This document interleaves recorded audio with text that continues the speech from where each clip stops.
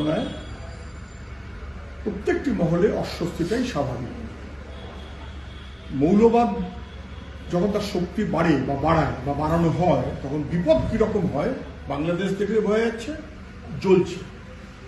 এ শুধু গতকালকের ঘটনায় নয়, গত 2-3 মাস ধরে একই রকমের ঘটনা ঘটছে। আমরা তখনও বলছিলাম মৌলবাদ প্রশ্রয় পাচ্ছে। ভারতবর্ষে মৌলবাদ প্রশ্রয় পেলে কি হয়, ভারতবর্ষের মানুষ টের পাচ্ছেন। সরকার একেবারে রাম মন্দিরের পাশে গিয়ে দাঁড়িয়ে গেল, যেটা সরকারের কাজ নয়।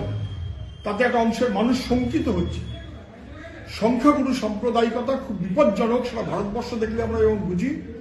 বাংলাদেশ দেখলে একই রকম ভাবে বোঝা যাচ্ছে সংখ্যাগুরু সাম্প্রদায়িকতা খুব বিপজ্জনক, মৌলবাদ খুব বিপজ্জনক। ভারত সরকার, আমাদের প্রতিবেশী দেশ বাংলাদেশ, একটা সময় আমরা একই বাংলা, ফলে এখানে কজ অফ কনসার্নটা অনেক বেশি, কোনো সন্দেহ নেই। কিন্তু ভারত হোক বাংলাদেশ হোক, যেই হোক,